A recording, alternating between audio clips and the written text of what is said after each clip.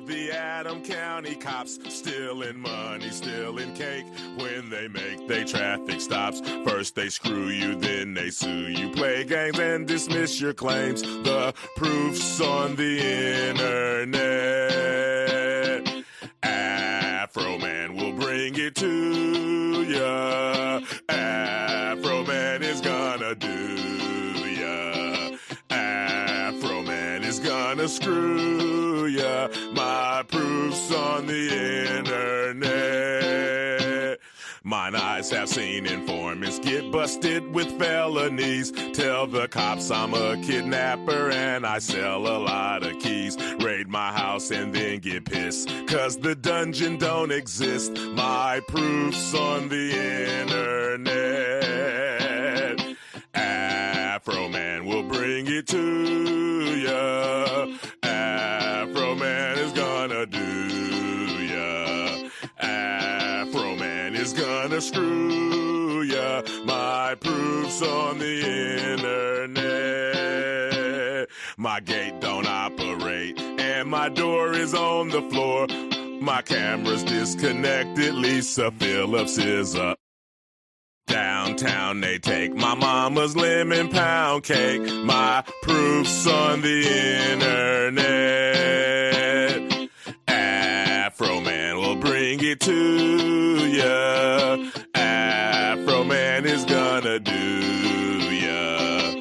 Afro Man is gonna screw ya. My proof's on the internet.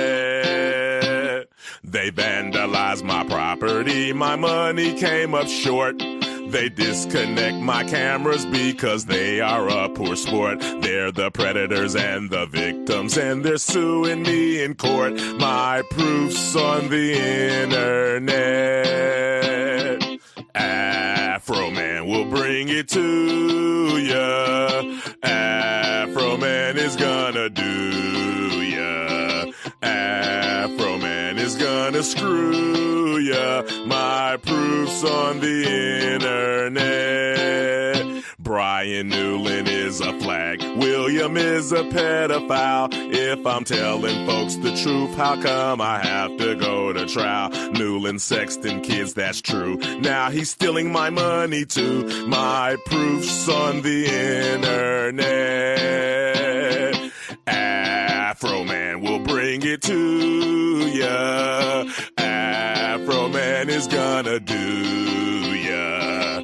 Afro Man is gonna screw ya. My proof's on the internet.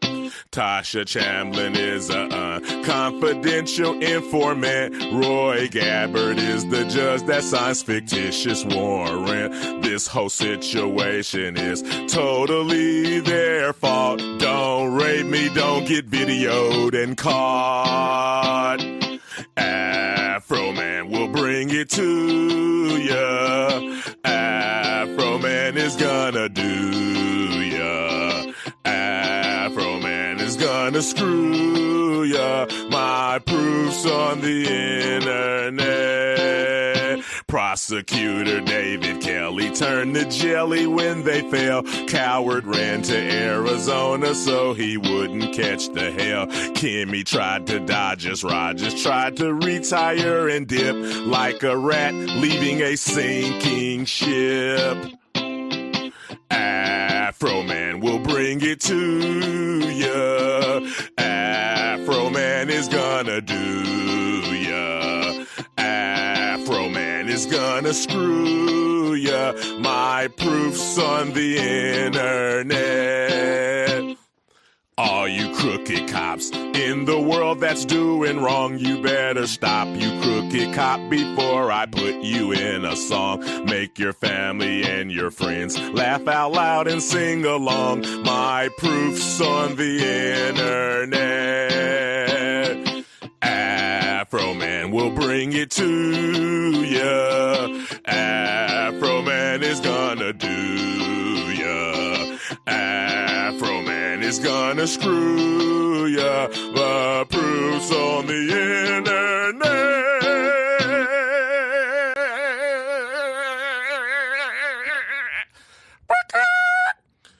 You think they're gonna buy this shit, man? God damn it. I fucking live after that. That's ridiculous. Honestly, can you imagine releasing that and then going into court? Oh, wait. And then having to be played as evidence? Monkey, did we put that in the we did not, and I forgot to bring that up too. So a topic we should probably talk about at some point today is Palm Beach Pete. All right, let me add that. Palm Beach Pete. You should have known that was going to come. Oh man! All right, you're leaving Palm Beach because I didn't do. I mean, it's still a developing story, but there's just a little bit that we know about the man that's just very odd. What I find odd is reading all these stories about all these counter protests happening in Cuba, right? Like all these fucking activists flying over to Cuba and whatnot, having this big and then staying at 5-star hotels and everything. Yeah.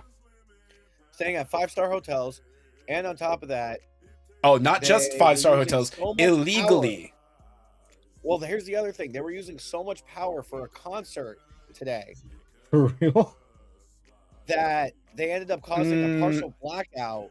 Where hospitals were I think like 95% of the patients in a hospital. No, that's being incorrectly tied. The blackouts have been going on for weeks.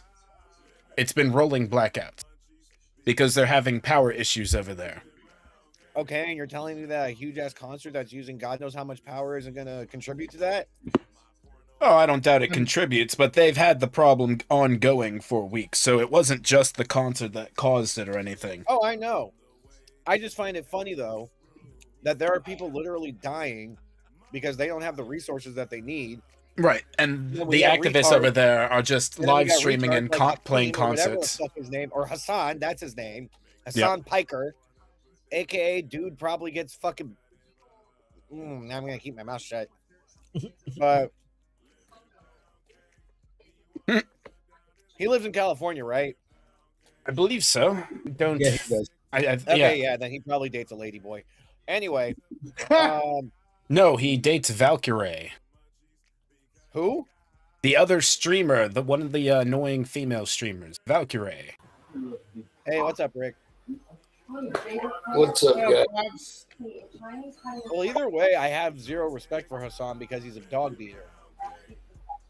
Oh. So either way, Hassan can suck a duck. Well, he's not a dog beater, he's a dog abuser. There's a difference? He's a dog shocker. Yeah, he shocks his dog. How about this? You put a shock collar on him and see how he likes it. Well, he won't. He's a champagne socialist. But the funniest part to me is the places that they are staying at, or the place Hassan we know for sure is staying at, is illegal to stay at as a U.S. citizen because it's owned by the Cuban government. What? Wait, what? Where are they staying? There are certain hotels and locations and everything like that in Cuba that you're not allowed, it's illegal to stay at because it's owned by the government. Yeah, that's actually true. That actually is true. Right. And the hotel Hassan is staying at is one of those places. I hope you don't have his dog with him, because they'll eat that motherfucker. Wait, no, he doesn't travel with her. Street tacos. Hassan actually went? Yeah. Yeah, he's over there right now. But he's literally streaming from his 5-star hotel room. How is he not arrested? He probably will be when he comes back to America. He's part of the propaganda machine over there. But he probably will be when he comes back to America. Listen, I don't know if you guys have figured it out right now, but I mean, I'll blow it for you. He gets paid. He gets paid to go do that shit. He got paid by the Chinese government to go visit China, and then act how cool China was to be at. And then the funny part about that was China ended up fucking shutting down his stream anyway because it says something wrong. And I'll bet you anything, he's running that same play over in Cuba to make it seem like, oh, shit's not as bad as everybody said. It's anti-American propaganda, bro. No, he didn't say something wrong in China. He showed a meme that is not allowed to be shown. Okay. Dude, as soon as this thing's over in Iran, it's not going to be good for Cuba. No, it won't be. Okay, so we got a huge ass docket today. Let me pause limit pound cake there.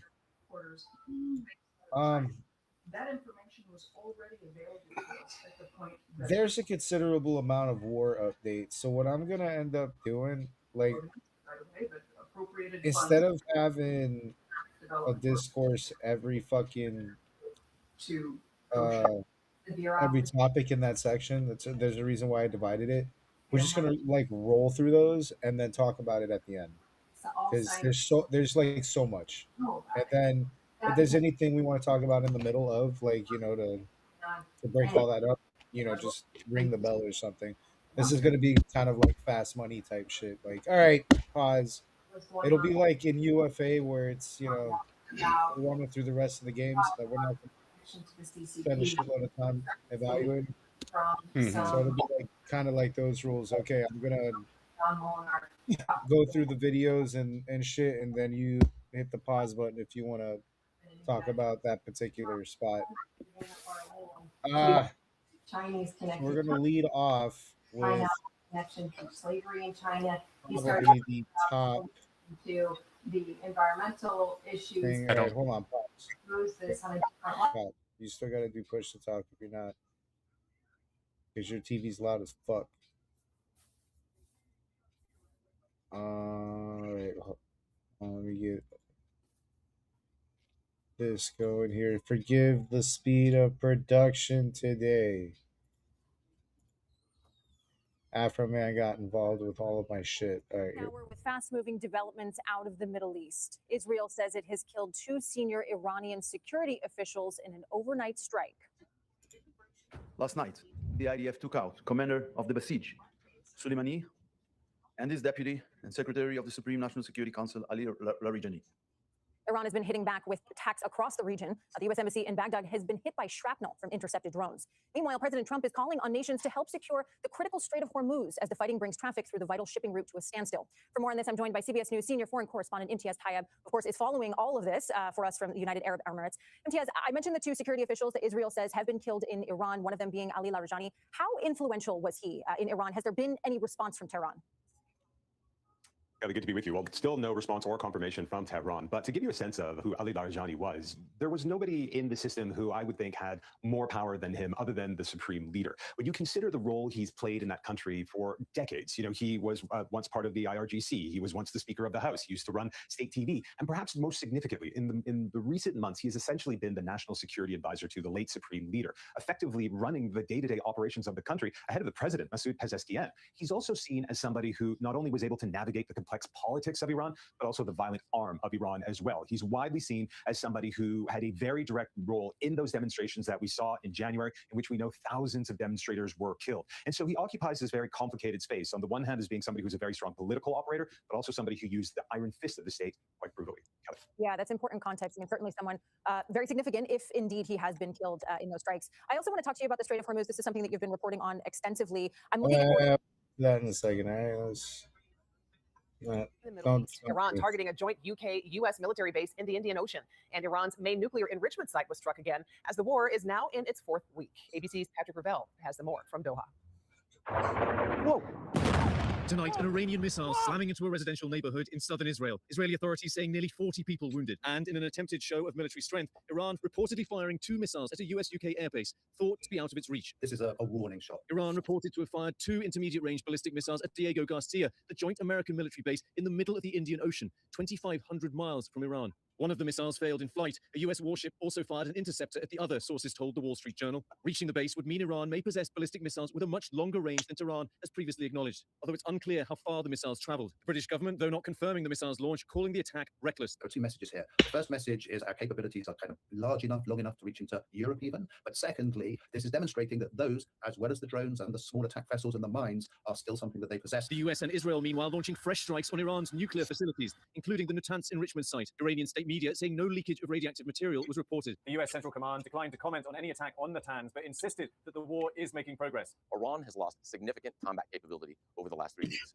We are taking out thousands of Iranian missiles, advanced attack drones, and all of Iran's navy, which they use to harass international shipping. Thousands of additional US Marines and sailors are headed to the Middle East, including a second Marine Expeditionary Unit, fueling speculation of a potential ground operation around the Strait of Hormuz. In Iowa today, 2 US service members killed in Kuwait were laid to rest. Major Jeffrey O'Brien and Sergeant Declan Cody, alongside 4 others, were killed in a drone attack.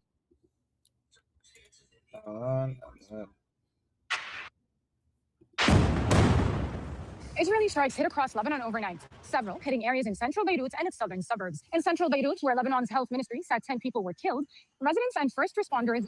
Now, that building did not come down from an airstrike. After the overnight attacks. Israel had previously concentrated most of its strikes in southern Lebanon or in Beirut's southern suburbs, where the Hezbollah militant group has a strong presence. But strikes early Wednesday, several that came without prior warning, hit neighborhoods in the city center. There were also strikes in the country's south and in the Bekaa Valley in eastern Lebanon. And in Tyre, dozens of cars gridlocked the streets as families rushed to flee, many going to the neighboring city of Sidon. The evacuation comes at a time where the government is struggling to find shelter for all the displaced families. Since the latest round of fighting between Israel and Hezbollah began, more than 900 people have been killed and over 2,200 wounded in Lebanon. Even as the violence continues to spiral, there does not appear to be a diplomatic off-ramp to end the fighting anytime soon. So, before I continue, all right, just to summarize those last 3,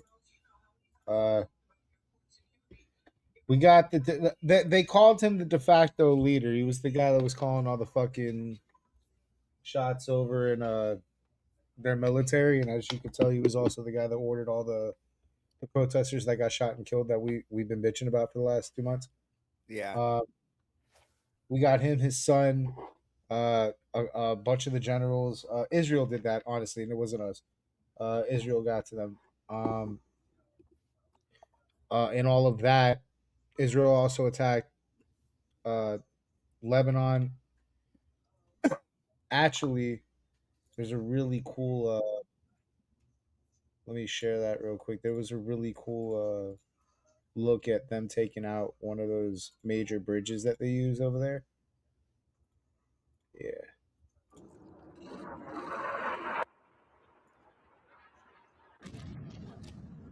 Shit's been fucking up. But wanted to also highlight that Iran hasn't exactly, just sat on their ass and done nothing. They did chuck a couple of missiles at our base over in the middle of the ocean, which we didn't even think that they could do that. So there is that, but no army, no navy that is still legitimate. But They are still chucking missiles. They are still landing a bunch in fucking Israel.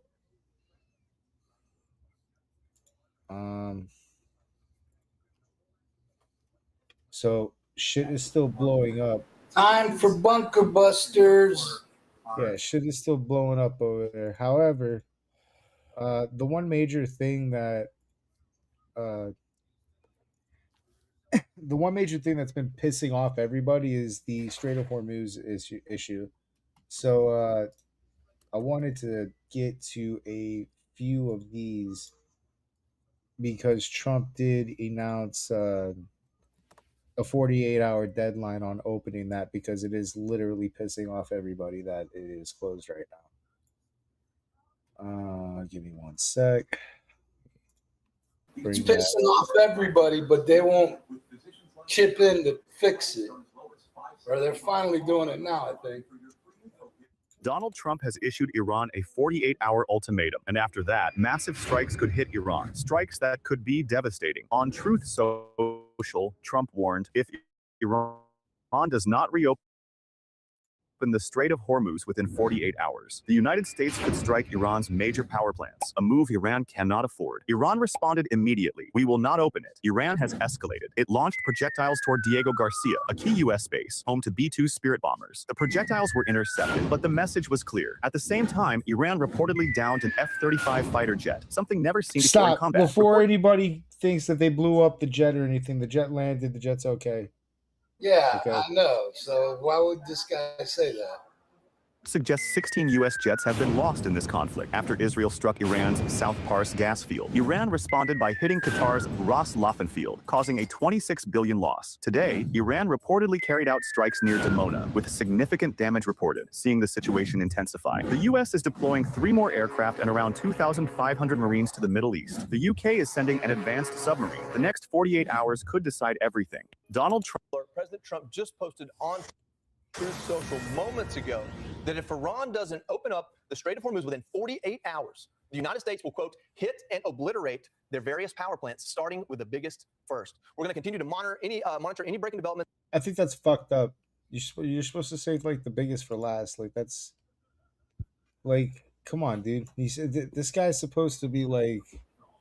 You want to decapitate him? You take out the big one first. Man, but you're supposed to make a show of this, dude. I thought this guy was in anything. Never mind. Out of the Middle East, in response to this, Jason, I'm going to go to you first real quick. We saw something earlier today, 20 countries coming together talking about opening up the Strait of Hormuz. This really puts some firepower behind that. Yeah, the president doesn't fool around with this. 48 hours. So I'm not going to listen to that, but this was their response to that. In the name of God, the most gracious, the most merciful. Oh, you who believe, when you encounter those who disbelieve, see them weak and do not turn your backs to them in flight. The terrorist president of America has, in continuation of his aggressive and global destabilizing behavior, threatened that if Iran does not open the Strait of Hormuz, he will target Iranian power plants. We have repeatedly stated that the Strait of Hormuz is only closed to the enemy and those making unprofitable trips, and it has not yet been fully closed and is under our intelligent control. Harmless passage under specific regulations is ensured with our security and interests in mind. However, if America's threats regarding Iranian power plants are implemented, retaliatory measures will be taken immediately. 1. The Strait of Hormuz will be completely closed, and it will not be reopened until our destroyed power plants are rebuilt. 2. All power plants, energy infrastructure, and information technology of the Zionist regime will be widely targeted. 3. All similar companies in the region that have American shareholders will be completely destroyed. 4. Power plants in regional countries that host American bases will be legitimate targets. Everything is ready for a major jihad with the aim of completely destroying all American economic interests in the Middle East region. We were not the initiators of the war, and we will not be now. But if the enemy inflicts damage on our power plants, we will do anything to defend our country and the interests of our nation, and the relentless destruction of the aforementioned targets will begin, and nothing can prevent the continuation of our operations to destroy the energy, oil, and industrial infrastructure of America and its allies in the region.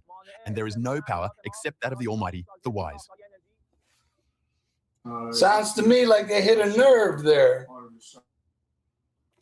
You know what I'm going to find funny? When that guy's on the news next week. You mean not on the news next week? That guy ain't going to be on the news next week. No, he'll be on the news next week. It'll be blah, blah, blah, blah, blah, dead. No, I was about to say, bomb. he's not going to be on the news. They'll be talking about him on the news. Oh, yeah, well, true. Okay, yeah. They'll be talking to him. They'll be talking about his dead body. He probably just got his wife and kids killed too. Jesus, dude! If they hit the power plants, that will cripple. That will take the whole country's power away. What do you think the people there are going to do then? Well, they suffer already. So yeah, no, but what do you? Well, think yeah, they already blacked out their internet. What do you think they're going to do if they take away their power? They're going to fucking uprise like you will never fucking see a motherfucking country uprise. Dude, guns or no guns, them motherfuckers are going to fucking lose their shit if you take their power away. That's the whole point of that. I'm going to come back to that, but that's not what's going to make them uprise. Fucking more of their leaders up is going to make them uprise. I mean, dude, they're gonna uprise after this anyways. Yeah. But if they do that's just like, okay, if they take out all our power. If they take their power away, they weaken the fucking infrastructure and their army and their defenses. That's the bigger move there. It's not that it's like fucking setting a permanent EMP in the fucking area. That's the bigger issue. Also, yeah, it's gonna chuck up them gas prices a little bit more than fucking, refineries can't operate because they don't have power. You know, so that's the strategic. It has nothing to do. There's nothing more that you can do to make those people want to uprise. They have 1,001 fucking reasons to uprise. Okay, turning off the lights on them, that's hilarious. That means nothing to them now. Those guys are gonna uprise for like 1,001 other reasons. What it is a strategic move to weaken their defenses inland. Well, it'll kill their communications. Period. Well, And it's a big, everything takes power to operate, no including shit. your air defense systems, Yes, your no shit. your It'll inland cripple them. fucking defense system. Like that is huge. And then we're also moving So, Marines in so that here's area. my question: if they're going to get crippled by that, which they will, how are they going to retaliate and do all these things this guy said? That's the big bluff that they're setting up, because that is the big question. How are you going to How in handle the that? fuck are you going to do any of that when you got no means to do it? Because that is also a cute way to answer. We had to admit, all right, they can fire a missile farther than we thought, So but can what? they do it? Can they do it without electricity now? Even so, Like, and they did. They fired a missile farther than we thought. We intercepted that missile. It was a lame duck. yeah, It wasn't exactly a Tom intercepted Brady throw. both of those missiles.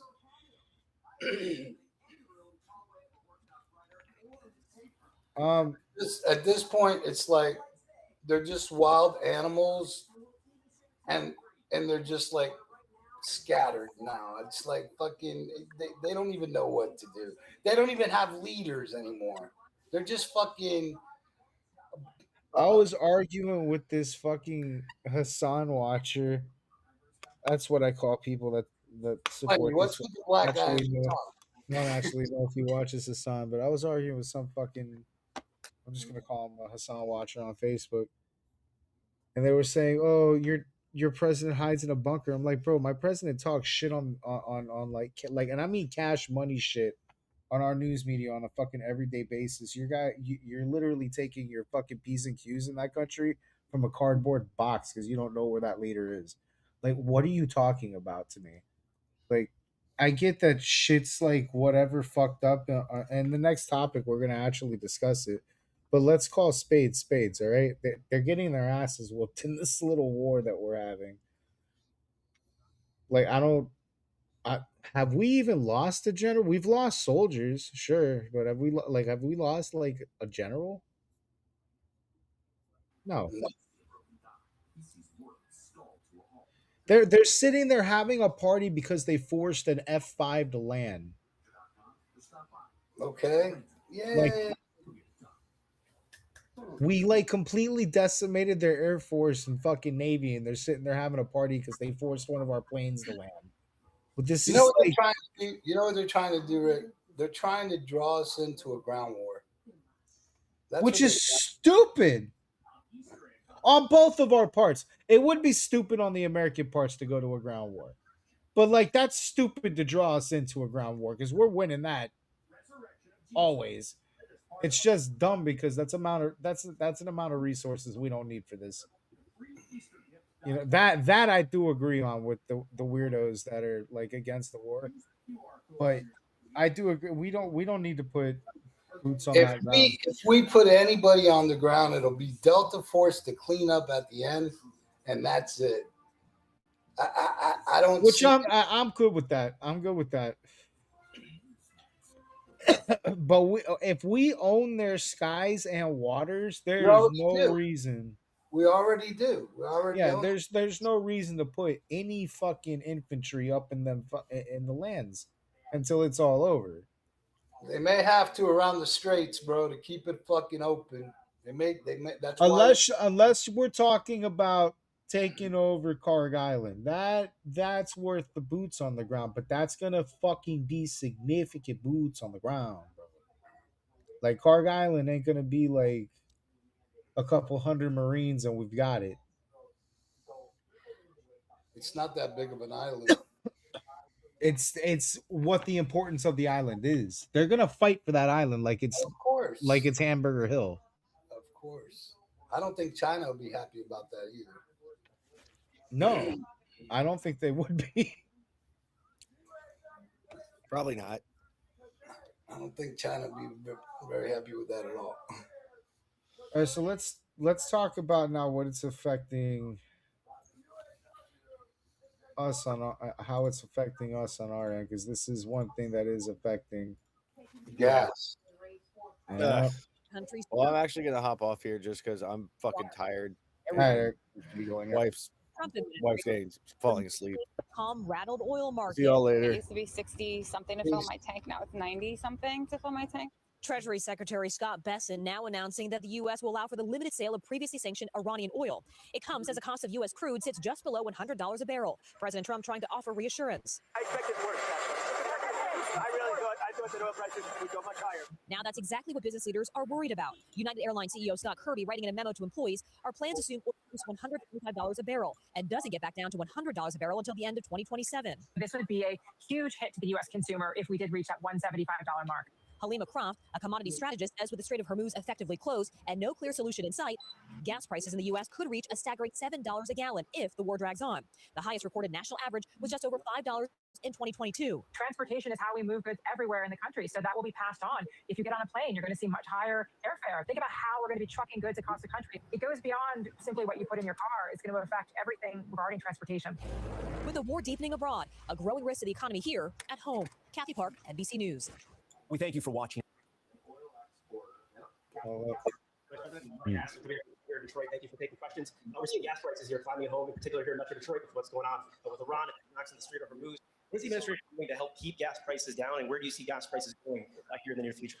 Well, the President of the United States has been crystal clear about this. Look, gas prices are up, and we know they're up, and we know that people are hurting because of it, and we're doing everything we can to ensure that they stay lower. I will say, the president said this, and I certainly agree with it. This is a temporary blip. Okay, what happened under the Biden administration is the gas prices were high for 4 years. Gas prices are higher right now, and frankly, they're not even as high as they were during certain parts of the Biden administration because of what's going on in the Middle East. It's not going to last forever. We're going to take care of business. We're going to come back home, and when that happens, you're going to see energy prices come back down to reality. But in the meantime, we got a problem. We know that we have a problem. We're doing everything that we can to address it. A couple of steps that we've taken just in the last couple of weeks is that we actually worked with a lot of our allies all over the world who are suffering from this, frankly, more than we are, because unlike the United States, where we pursued an energy dominance agenda, you've got a lot of people all over the world who have focused on a lot of green energy scams, and they're hurting a lot more than we are. So as much as we got to focus on getting these gas prices down, the reality is overseas they're feeling it far worse than we did because we've taken the steps to protect our energy economy. So for example, what we did working with these allies, we released hundreds of millions of barrels out of all these petroleum reserves so that we could put some downward pressure on prices. We're working on a number of things. In fact, a couple of things that I think will be announced in just the next 24 to 48 hours. I don't want to get ahead of the president on that, but we recognize this is an issue. We are fighting against it, and we promise that when this conflict draws to a close, when this operation draws to a close, we're going to see those energy prices come back down to reality because that's what the president promised to do. He delivered an energy dominant agenda. It's made us much more secure in the face of these things. But yeah, we got a rough road ahead of us for the next few weeks, but it's temporary. Hey everyone, I'm Emily Campagno. Catch me and my co-hosts Harris Faulkner and Kaylee McInerney.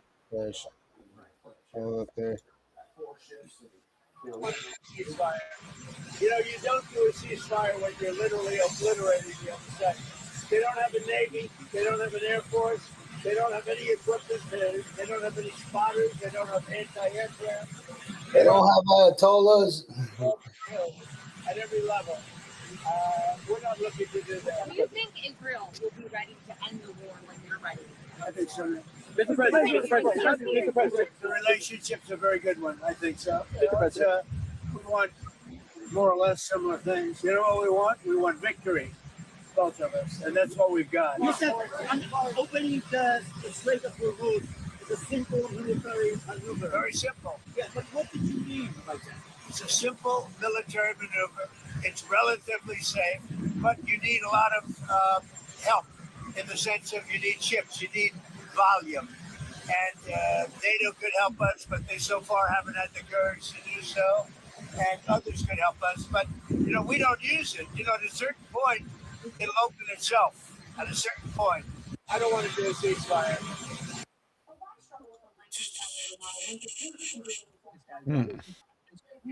Sounds like we haven't really thrown everything at them yet.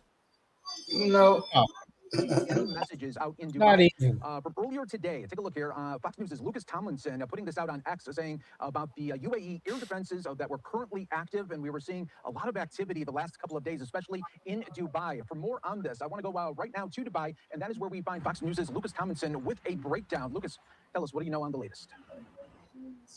Good afternoon, Mike. It was just a few days ago that Iran fired only a handful of drones here at the UAE, just 6, and about 4 ballistic missiles. Today, a very different story. Iran firing 10 ballistic missiles and 45 drones that the Emirati air defenses neutralized, we're told, but they closed airspace overhead, canceled a number of flights at the airport. Some had to divert.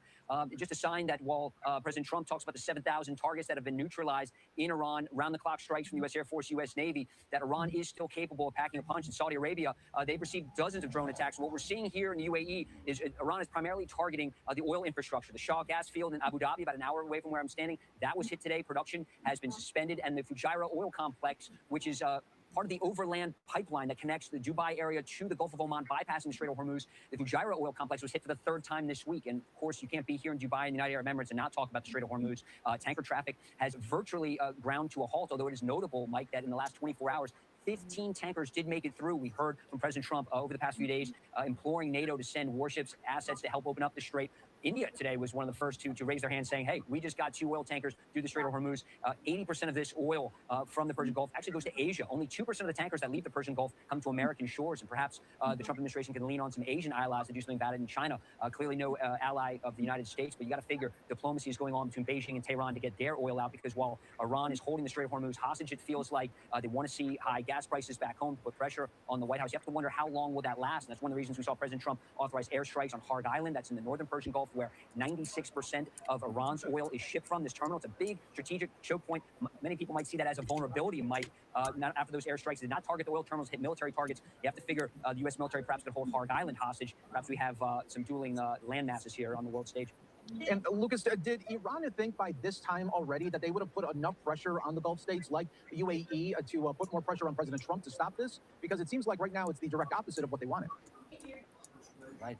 That's a great point, Mike, and that's what some have been talking about. How much did the Trump administration anticipate these attacks on Gulf nations? Remember, it's not just Israel. In fact, the UAE has received 3 times as many warheads fired from Iran here than Israel. There's been attacks on 12 different countries in the region, and some people are wondering, what is Iran doing? Why are they lashing out? Is this decentralized command after many of these Iranian leaders have been killed? And would that put pressure on the White House? It hasn't happened. The Gulf states are not putting the pressure on Washington. They're putting the pressure on Tehran, essentially saying, what are you doing here? Here in the UAE, they've seized Iran's financial assets. This is not just a world capital here. A lot of money is laundered through here, as we've seen over the years. In fact, there's 700,000 Iranians that live here in the United Arab Emirates. And, of course, not just a financial capital, it's a tourism destination for many. And I can tell you the hotels have been, many of them are virtually empty. 16 have closed. Go out to the Palm, the man-made island, looks like a palm tree you've seen in satellite photos. Those hotels were out there recently, Mike. Those are empty. Some of the hotels here are down to just 7% occupancy. So, but the reaction from the Gulf states is not ire on Washington or the Trump administration. It's on Iran saying, what are you doing? What we have seen, a big success story, is the Emirati air defenses, Saudi air defenses, shooting down 90-95% of all the incoming. However, some of it is getting through. We saw a drone strike at Dubai's International Airport just yesterday. That grounded flights for a few hours. Others were forced to divert. And again today, early this morning, we heard the alerts on our phones. There was this 45 drones coming from Iran. While it was successfully intercepted, according to the Ministry of Defense, it forced the airspace overhead to be closed for a number of hours and really impacted the people here on the ground. There's one last thing I wanted to show before we get into the discussion, because I saw this and I think it's like really important to what we're talking about here. That they of the U.S. taking military action Americans to the operation of war choice rather than necessity, and that's according to a new poll from CBS News and 60% say that they disapprove of the U.S. taking military action against Iran. That's up from 56% who felt that way earlier in March. About 57% also say that the war is going badly for the United States, with just 43% saying that it's going well. Altogether, 66% say that they would describe the war as one of choice, while 34% say it's a war of necessity. The CBS News YouGov poll was conducted online March 17th through the 20th among a random national sample of more than 3,000 adults. Today. So that's the war update for this week. There was also a drone strike in Dubai, and we also approved sales to Middle Eastern allies. I couldn't find videos for that, but I guess I should open with how are we feeling going into week 4 of the Iranian operation. It's going pretty good. It's going pretty good. I don't know if that's how most people feel. Well, okay. Sounds like it's going pretty good to me. On the military level, I guess it's going good, but on the economic level, it's... Hey, dude, you know, this is called an emergency, like hurricanes or whatever natural disaster happens. You got to scroll up some flow and deal with it. Well, this is the same thing. So for a few more weeks, we got to deal with the high gas prices, and you know, we'll see how that goes. They're going to come down again, especially since we're the highest producer of oil in the world. I mean, I don't yeah, think there's a problem, man. yeah, but we haven't exactly opened our shit up again for that. Yeah, hasn't been necessary yet. I mean, you know, I'm not going to do nothing until this thing's over, and it sounds pretty much like it's getting there. I don't know what else. You know, they got to find out where they are launching shit from and take that out. But it doesn't seem like they have much left because they haven't been bombarding countries anymore. I think that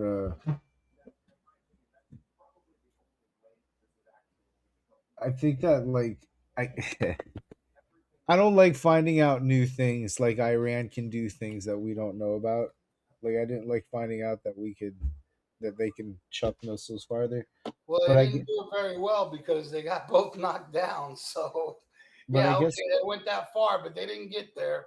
So, I guess what the thing is that I that? like I think the thing that I like the least is that we're talking about infantrymen inland in Iran, which I'm not about that.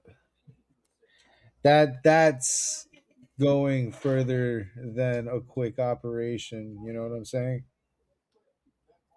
Unless, like we talked about earlier, it's for cleanup purposes. You know. That's pretty much what it's going to be, bro. But to sit there and have a ground war with them, Trump has no interest in really putting boots on the ground, bro. That's not really what he wants to do, but does need to control the Straits of Hormuz, and he's, you know, and if it means taking Cork Island, oh well.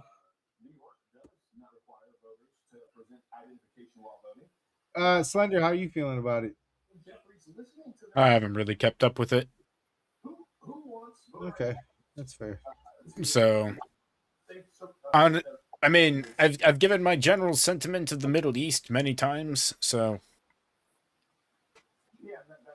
Not much has changed. no, not really. Always feel bad for the people, but you know, it would always do better for that area to be completely gone or completely changed from being Muslim run. Pops, there's I guess a big question going on that I wanted to ask you about, because it's more and more happening on the right.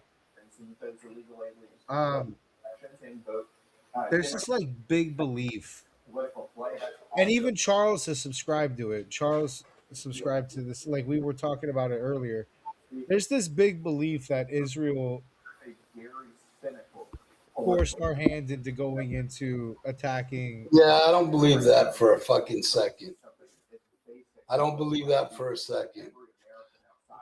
You know what? Netanyahu came on TV and fucking told you the other day. Do you really think you could tell Trump what to do?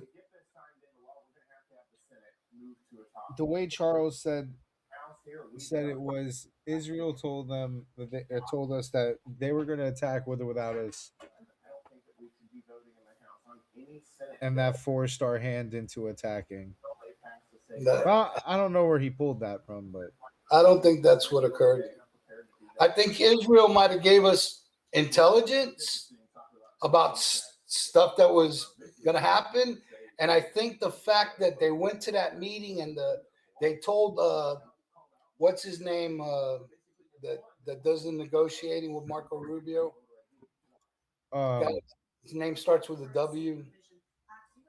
Oh my God, I know who you're talking about, but I forget the name. They right told now. him that they had enough enriched uranium that in 10 days they can build 11 nuclear weapons.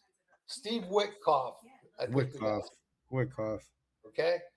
When they told Steve Witkoff that, I'm pretty sure it was on like Donkey Kong from there. I'm sure it was on like Donkey Kong as soon as they found that out. That's what fucking Trump's decision was based on that.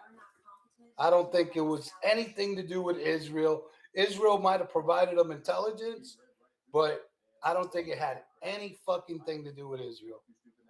As soon as they found out that was the situation, bro, it was on them. I think it had a lot more to do with. I told Charles this. There's nothing more imminent than that information. I told Charles this. I don't think. First off, I don't think anything was imminent, but I did tell Charles. I think it has a lot more to do with Trump's art of the deal and less to do with Israel's demands. I think what it really came down to was if you pay attention to how we got here before we got to killing the Ayatollah over there, the weeks leading up to it, we kept giving them deadlines because we were trying to make a deal with them, and we kept giving them deadlines, and they kept breaking deadlines. And I told them it felt like the metaphorical Looney Tunes skit where you see like Elmer Fudd or Yosemite Sam drawing a line in front of them and saying, "Don't cross this line," and Bugs Bunny crosses over that line just for them to take another step back and draw another line and repeat the process. And it felt like at some point Trump ran out of fucking real estate to draw another line, so he bombed them. We were getting fucking sick of like deadlines being broken. They weren't taking us seriously, so Rick, it's that. It's the intelligence that they had. Israel probably provided the intelligence of where the Ayatollah was to kill all those people. They did.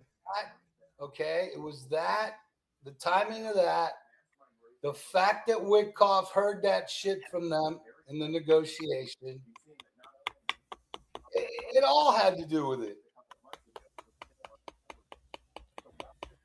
But I think as far as Israel, that's the only thing that they did. But they didn't say, hey, you have to bomb these guys. No, they probably said, well, look, they're going to be here at this time of day. We can take them out then. And that was it. So do you think we're controlled by Jews, man? No, bro. Fuck no. Think about what you're saying. We could take out Israel. We just did this to Iran.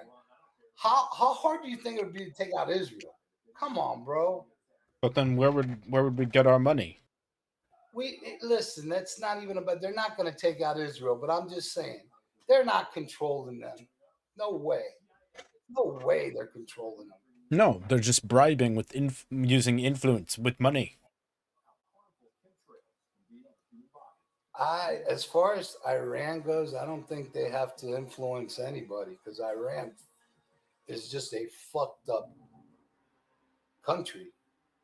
And I'm not talking about the people either. I'm talking about the motherfuckers yelling death to America. So you don't really have to bribe us to fucking go fuck up Iran. I mean, they're doing it to themselves every fucking time they open their mouth. And how many fucking of our Marines and our soldiers have they killed over the years? I mean, you don't need to bribe us to do that.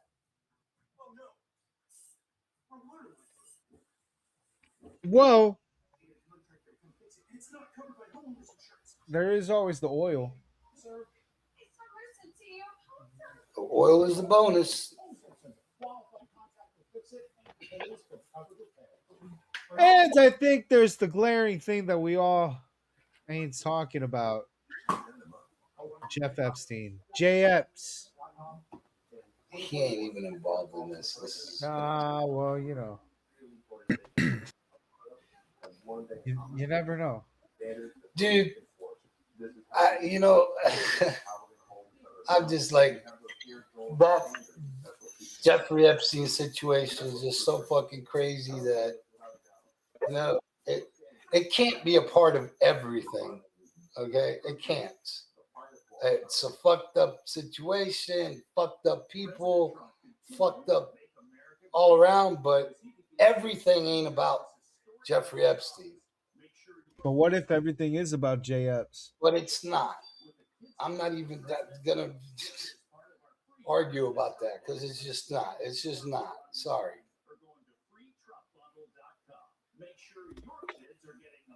Slender, what do you think? What do you think we're controlled by the Zionists? You think it was Israel that fucking said go bomb these guys? I haven't looked into that part, but I don't believe we're controlled by Israel. I do believe we're heavily influenced by them. For that matter, they're heavily influenced by us too. So I mean, yeah, we're allies. I feel like Japan gets off so easy on this. What? Well, think about it. Y'all can consider bro, you can't fuck with somebody you've blown up fucking. No, but you want to talk about influence, dude. We're not sitting here watching Israeli cartoons or anything, all right? We're very big on anime though. Cultural influence is different than political influence. We don't have Star of David trading cards. We trade Pokemon and Yu-Gi-Oh. Those are Japanese cards? Yeah. Again, there's a difference between what we're talking about. And they sing karaoke to fucking American songs too. And yeah, okay. Maybe. It's just a dormant splinter cell, okay? We're meant to pay attention to Israel. But in reality, one of these days in the Gundam Wars. All right? That's all I'm saying. Dude, the Japanese culture likes stuff that we do, and we like their culture. All I'm saying is the chances of Pokemon being a mind controlling scheme for way down in the road is not 0%. Okay. So you can put Bugs Bunny and fucking Daffy Duck in that category too. I mean, come on. Some of the shit the old cartoons did today, they can't put them on TV, or they won't, because there was subliminal messaging to that stuff. No, they were just racist. Yeah, they were racist. Right? Meanwhile, fucking South Park gets away with fucking murder. Yeah. What was the last over here before we move it? How much so in the stats that I had showed in the last video, the polls that were just recently taken, there was like a significant drop off on approval for the war in Iran. How much do we think gas prices are affecting that? Because back when they first had that poll, it was before the gas prices have skyrocketed to $3 in some areas. Where have they skyrocketed that high? There's a dude for in my area. It went from we were at 264. No, dude, we were even lower. We were at like $1.99. Oh, 20 shit. Yeah, $1.99 to 203 over here in this area by my gas station. And my shit's all the way up to like 3.49, almost $4. Yeah. So it's it's like significant. It's getting up there. Yeah, it's a big jump, obviously. Well, fucking the price of the barrel went from $60 up to 125 or something. So yeah, that's a big jump. It's because and you know what? And we wouldn't even be involved with this fucking bullshit if we weren't into that international bullshit thing that they have, that treaty that they have. Because we supply our own gas and oil. But we do that so that because National thing. we do that so that we don't rely on our gas and oil. We like to use that for emergency situations, and we like to bleed the rest of the world dry because we're American. Yeah. That's how it's been. What do you mean? They're called oil reserves for a reason. Which the last guy depleted ours. And we have to put, replenish them. And that shit takes forever when you're not drilling offshores. It's all right. You know what? He's making California drill now, too. They're having a war with Gavin Newsom because he wants California to drill for oil. But I think this is affecting the taste that Americans have for the war. That's what Charles meant by this needs to be quick. This needs to be in and out. Dude, in 4 weeks, we won't be talking about it. I hope so, because the next thing that raises is the price of eggs. And we know how much we bitch about the price of eggs, dude. Like, first it's the gas prices, then it's the price of eggs. You know what? By the way, what I say to that is, listen, when you have a president that comes out before the fucking first bomb was set or whatever, and he tells you it's going to be about 5 to 6 weeks, and we're into the 4th week, and everybody's been bitching since the 2nd week, and the man told you 5 or 6 weeks. So if he told you 5 or 6 weeks, and we're into the 7th week, then I understand the bitching. But if we're only into the 4th week, just started the 4th week, we shouldn't be bitching. We shouldn't be all concerned because it hasn't gone past what the man said. So if it goes past what the man said, then you can start questioning. But until then, you just need to be patient and let the thing work itself out. That's what I'm saying. Everybody's all up in arms already and this and that. And that. They were 2 weeks ago. They were, oh my God, the war, it's going to last. We're going to be there for years. And it's been 3 weeks, bro. Today, I think, is it's 4 weeks. It's 4 weeks. Yeah, we're in the 4th week. So, what are we doing? Why are we all concerned? Gas is fucking $4. Oh my God. $4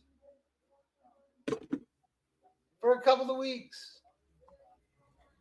And mind you, listen, for people like me and others that book. It sucks for everybody, Rick. Gas sucks that book for fucking people out of state. Which, by the way, hearing me out, if you're like in the music scene, I'm about to put you on game to a little problem you might have, because if this does last longer than the 7th week, like he said, start bitching. This is the problem that you might have. When you go and you book somebody from out of state, you have to fly them in, obviously, right? And the price of the flight weighs into the booking fee one way or another. Either you have the booking fee in total and the price of the flight is included in that, or you have to like the booking fee plus the you're buying the flight. So let me put you on game. This is going to be make things very top heavy, because like party budgets are going to be like significantly inflated because of the pricing of getting the artists there, which means you're going to get stuck having to make sacrifices that other people aren't going to have to make.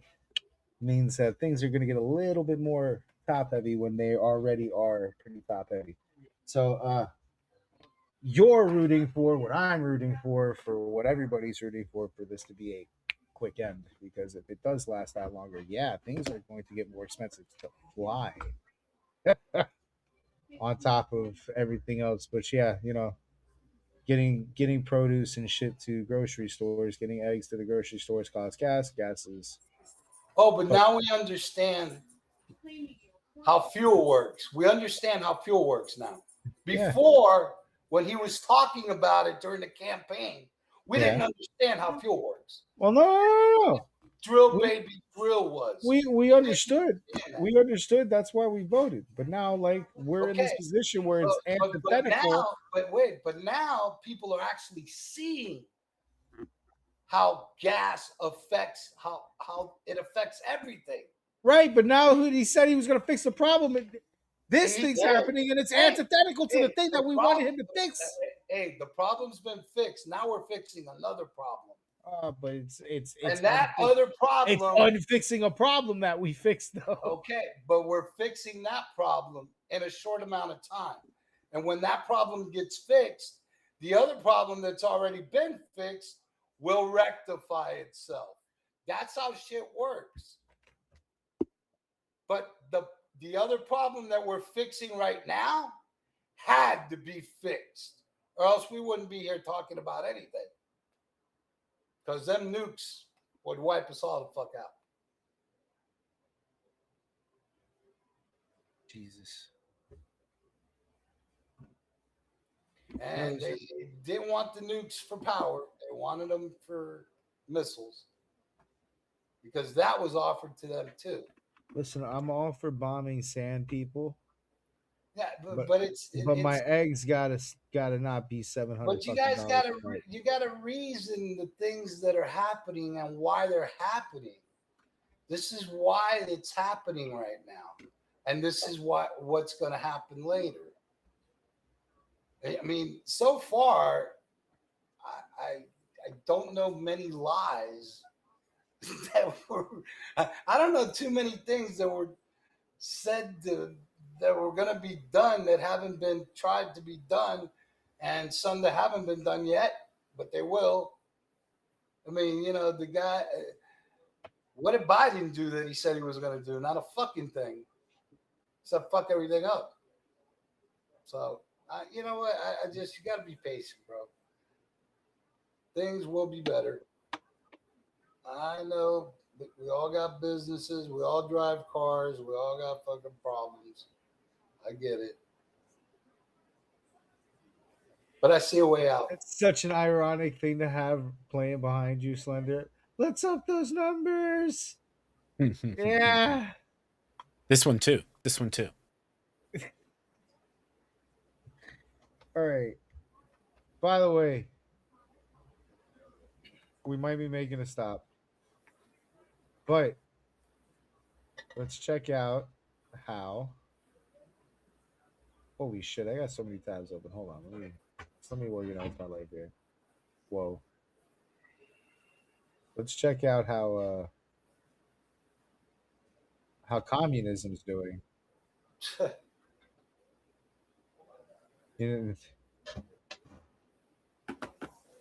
Tonight we went. Yeah, I'll be right back. I know you're gonna show Cuba right now. We've had 17, depending on how things are. Which, Yes. by the way, the place never looked like that when I was Depending a on kid. the system.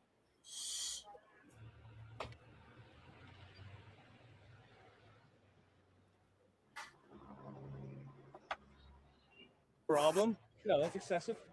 That's excessive. What's gonna happen?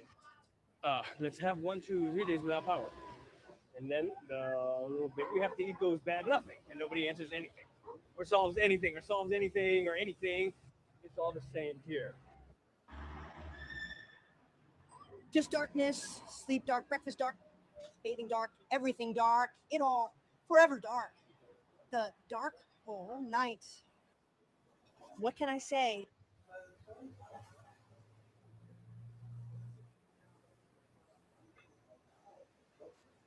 Tonight, Cuba's government is pushing back on President Trump's pressure campaign. The regime's deputy foreign minister speaking exclusively to our Kristen Welker. Is the United States insisting on regime change in order to give Cuba economic relief? I don't know what they're insisting among themselves. The structure of the Cuban government and the members of the Cuban government are not part of the negotiation. Are you saying that regime change is off the table? Absolutely. Just 9 in the U.S., Cuba has been under the iron grip of the Castro family for more than 60 years. But now, for the first time in decades, the regime could be on the brink of collapse. Right now, as President Trump suggests some sort of action could be imminent. Secretary of State Marco Rubio, the administration's point person on Cuba, blasting the regime as incompetent. The people in charge, they don't know how to fix it, so they have to get new people in charge. Cuba is just the latest focus of President Trump's foreign policy. After the U.S. carried out a daring military operation in January that captured Venezuela's authoritarian leader Nicolás Maduro and his wife, along with the ongoing war with Iran. Inside Cuba, more than 9 million people are grappling with constant power outages and a growing humanitarian crisis. Independent journalist Boris González Arenas says Cuba has been progressively breaking down for 60 years. He says Cuba has sewage water mixed with drinking water, no cooking gas, no light in the streets. And when Cubans protest, he adds, they simply receive institutional violence. And now, that crisis is a backdrop for what the administration could be planning next. We thank you for watching, and remember, stay updated on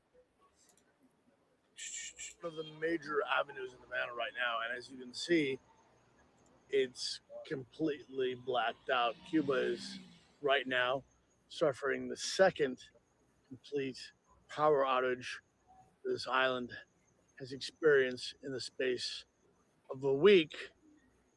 Once again, the aging infrastructure here is giving out, and that's incredibly concerning for many people. Cubans are, of course, no strangers to blackouts. It's something that's been fairly common in the last several years. But what's changed recently is the Trump administration has placed a total oil embargo on this island. And what that means is that there are fewer cars on the road, almost no cars, few passing here. Schools have had their hours cut. Hospitals are often in total darkness because they don't have oil for their generators. Life is grinding to a halt here.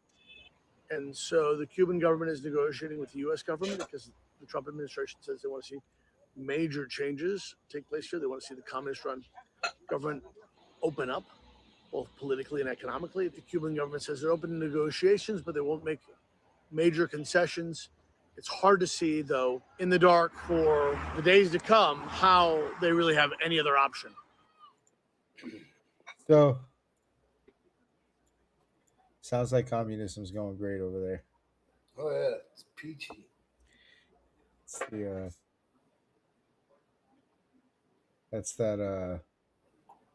it's that reliance on other people's oil. So I guess when things fuck up in the other part of the world, that does have consequences. Damn, shit.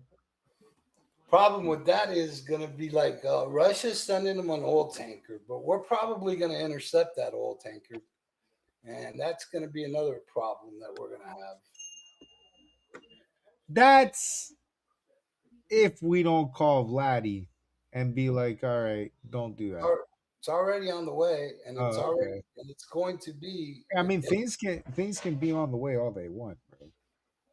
But I'm saying it's gonna work instantly. Yeah, I don't think they're gonna let it happen though. We're gonna block it somehow.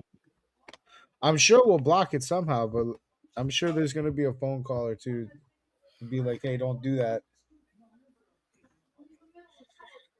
We might have to sink it.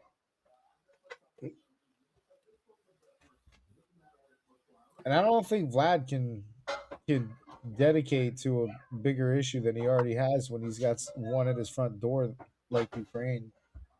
Yeah, but they still want to fucking show support for Cuba, which is fine. They could do that, but I don't think he could do anything if we sink that ship.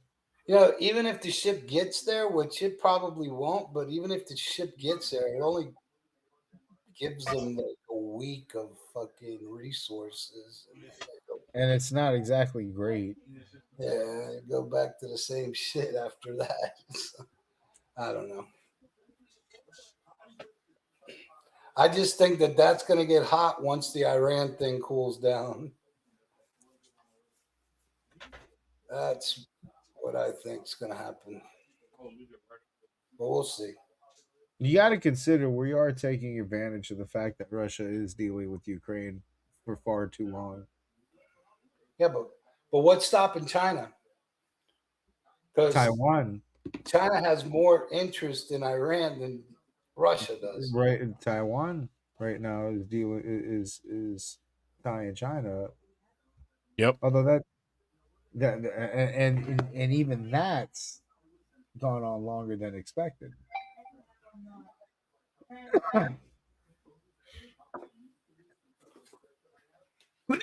And if China fucks around too much, Japan's right there.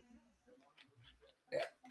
And that little island could tie you up for a very long time. But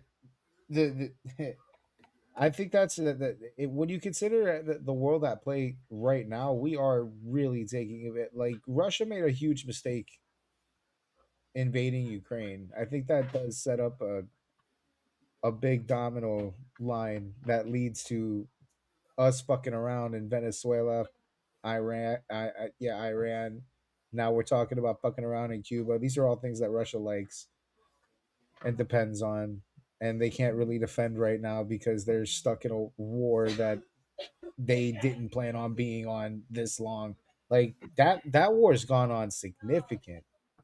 It's like fucking, I think 6 years now. 4. 4? Yeah, but longer than the world wars. Yeah, that's for that little country. That's pretty fucking impressive, bro. It's only because we supplied them with fucking tons of money and weapons. That's coming. That investment's coming out to be pretty good. Yeah, I guess if you wanted to keep them busy while we took out Iran, I guess maybe. Yeah, and I mean that dude, strategically that makes sense. Because the only thing that prevents this from being a world war right now is that Russia can't actually make it one. And China. And China. China can't make it one either. Taiwan's North Korea won't step in without either of the other two. What's going on with Taiwan right now that I don't know about? To TLDR it, copy paste Ukraine, Russia to Taiwan, China. Why did China go in and invade Taiwan? China's been trying to invade Taiwan. Okay, but they haven't yet.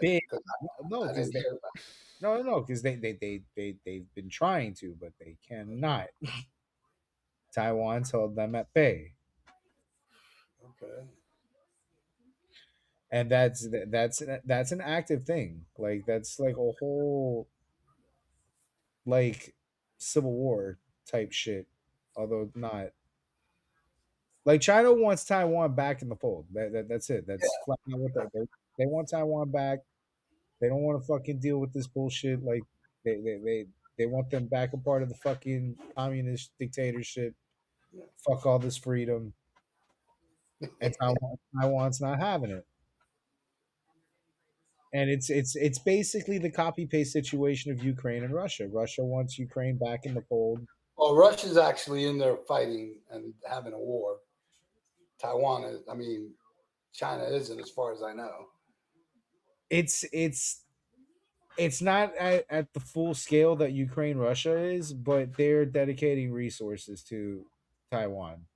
As Like far as I heard, all they got is like ships in the area. China. China? Yeah, China's got That's ships not in the area. no. They got planes in the area too. Okay, Well, we have ships. They got, that may have changed because of the if Iran they got situation. ships, they got aircraft carriers, I'm sure. Yeah. But that may have changed with the Iran situation because those planes relied on Iranian oil. So I don't know. That's also a thing. China's limited right now to that extent. Yep. And then Russia's too busy with Ukraine. I don't even know what's fully going on. I saw a video recently. They were trying to say that a Israel weapons factory or whatever was invaded, but it was a Ukraine weapons, or it was a weapons factory that supplied Ukraine. Like Russia made a big tactical error starting that war with Ukraine because it's allowed America to fuck around. Yep. In ways that America wouldn't normally. And then they have the correct president in order to take advantage of the situation because there would be it would have to be a Trump or a war hawk Republican. Like you're not going to get this through a Democratic president. Well, you wouldn't have got this through Trump either, but they kind of forced that. No, it's a war hawk. It's got to be a war hawk Republican or a Trump. That fuck this problem. We're dealing with it now, but that's the only way. The only way America is getting away with all of this is because Russia made a huge tactical error going into Ukraine, and now it's costing them to be there. They can otherwise they would be in the position to say some shit like, "All right, we're gonna go to fucking war with you if you don't stop fucking around," and we would have to take that seriously and respect it. So I don't think we would be able to get away with like invading fucking Venezuela and taking out Maduro or fucking invading Iran and killing the Ayatollah without Russia saying, all right, but if you do that, we're going to go to war. But Russia cannot actually afford to do that right now. Even if they did, we wouldn't be able to take it seriously. You're in a war with Ukraine and you're not even winning that. It's at a stalemate. Yep. America picked the right time to fuck around, and they got the right president to fuck around with. Well, there's many reasons, not just that. I mean, this is the weakest Iran's been. Also, that went into account. True. And if you consider that Hamas fucked everything up over there. Because if October 7th doesn't happen, Iran doesn't get weaker. So that is also a tactical error. And Iran didn't even fucking make that tactical error. It was Hamas that set all that off. But that's all, yeah, that does also play in because October 7th happens, Iran has to fucking support Hamas. And Hamas is gonna get slaughtered in Gaza. And then fucking they gotta support Hezbollah while fucking Israel's bombing the fuck out of Lebanon. And they gotta support the Houthis while the Houthis are sitting there fucking around in the Hormuz and getting fucked up by Americans because they're fucking around in the Hormuz. And all that shit's making them weaker.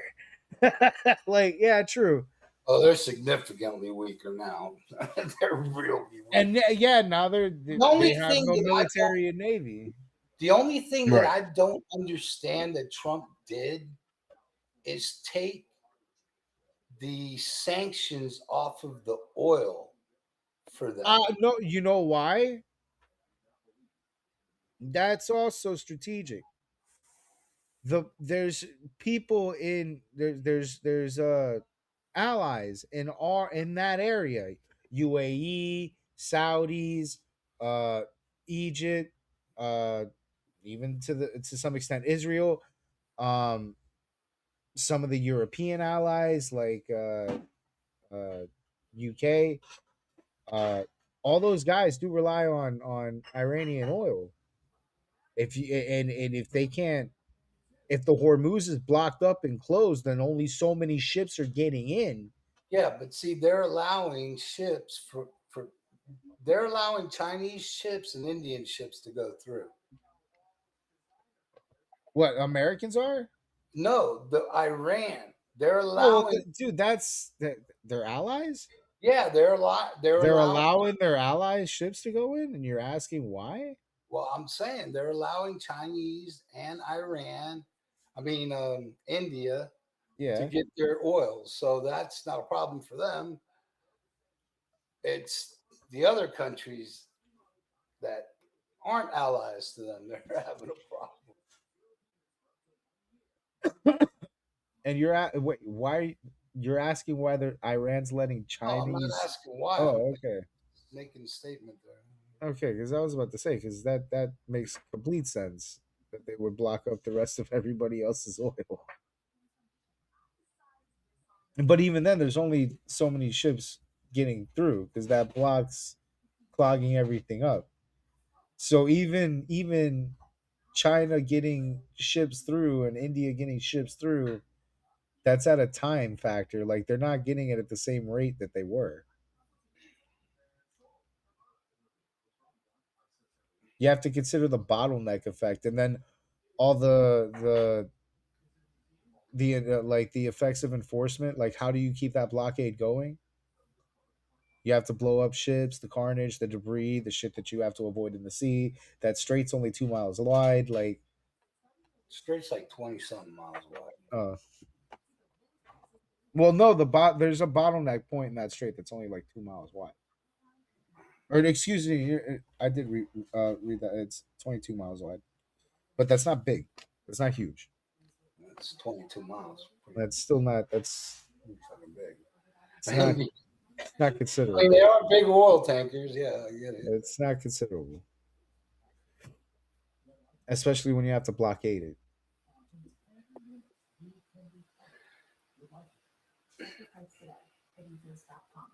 All this is, by the way, just terrible for Cuba. Oh yeah. Yes. Which makes you consider, okay,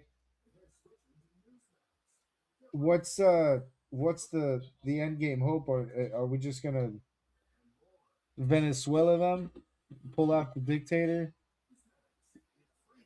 Or are we gonna let that shit just like fall and crumble on its own? Well, listen, at this point, let's put it this way. At this point, they have to decapitate that government completely.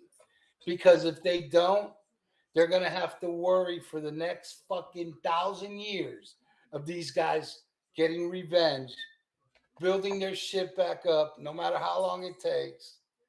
So, in order to stop that, they have to take them completely out. They got to fucking just decapitate them completely. So that cannot happen. Because if you just do a quick fix, it's going to happen again. And I don't think What Iran or Cuba? No. I'm talking about what we're doing to Iran. Oh, okay. We have to finish that. We have to completely decapitate the Islamic Republic Guard. The IRGC?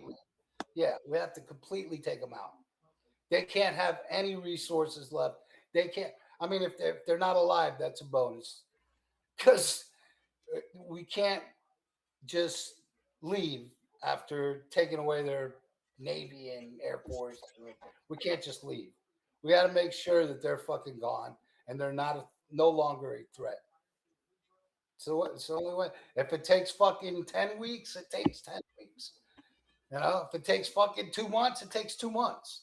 But that's got to be done. It's got to be done. Because if not, you're going to just have a bigger problem in the future.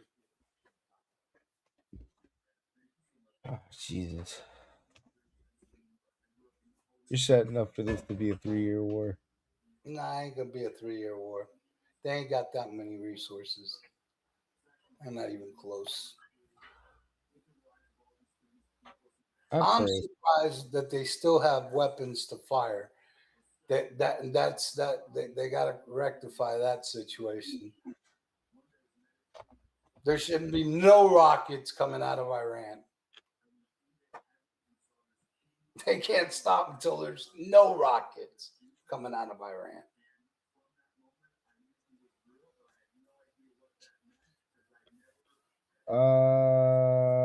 Okay. Let's talk about something funny. Let's talk about something hilarious. And I mean, you have to have a sense of humor. Trump administration coming up with some outside of the box ideas in order to deal with the ongoing partial government shutdown and, of course, the lapse in pay for TSA officers. President Trump posting this within the past hour, saying the radical left Democrats have hurt so many people with their vicious and uncaring ways. What they have done to the Department of Homeland Security, our fantastic TSA officers, and most importantly, the great people of our country, is an absolute disgrace. The Democrats do not allow for just and proper security at our airports and elsewhere throughout our country. ICE will do the job far better than ever done before. The fascist Democrats will never protect America, but the Republicans will. Just like the radical left allowed millions of criminals to pour into our country through their ridiculous and dangerous open border policy. The Republicans closed it all down, and we now have the strongest border in American history. Likewise, I look forward to moving ICE in on Monday and have already told them to get ready. No more waiting, no more games, the president says. So, just pretty much hearing that ICE now being considered to help staff in the past week or so. I love it, bro. Lines at airports. I love it. Causing headaches in some cases. I love The warning it. from Trump comes after the Senate failed again on Friday to advance a measure to end the funding lapse, with Democrats insisting counteroffers from the White House, which have included some concessions, are insufficient. We'll continue to track this story. The president says on Monday, Y'all were bitching. we're going to be looking to perhaps move ICE in to some of those jobs. So we'll be watching closely at the beginning of this week to see how exactly this shakes out. A live look at the Capitol. Okay. That's hilarious. Listen. Y'all was bitching about ICE not knowing what their jobs were. Holy shit. Get ready, dude. Holy shit. So they're basically saying, so you don't want to fund TSA? All right. Oh, hell, Rick, I'll be right back. My groceries got delivered to the house next door. All right. They basically said, oh, you don't want to pay for TSA? That's fine. We already paid for ICE. We'll just make ICE be TSA. Right. And I'm sure nothing, and I mean nothing, can go wrong with that.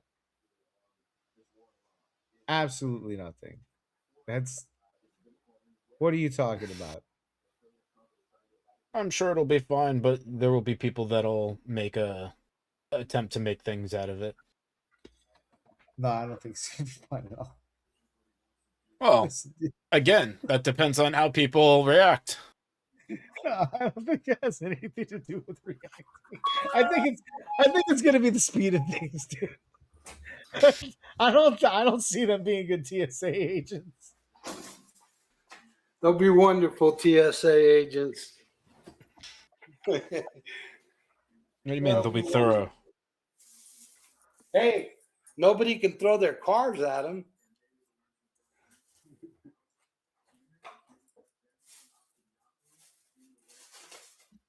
I think we might get an end to the partial shutdown pretty soon, guys. What do you think? Oh yeah, without a doubt. That's what it was designed to do.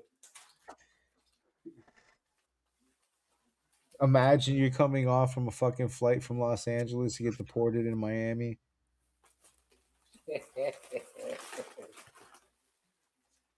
It's only gonna take 2 of those, and they're gonna be like, "All right, fucking open this government back up, bro."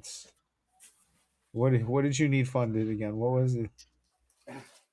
Homeland Security? Okay, just whatever. Chucky was already losing his mind on it on the Senate floor. They called him a chicken shit on CNN today. I thought that shit was funny. Chuck E. Cheese.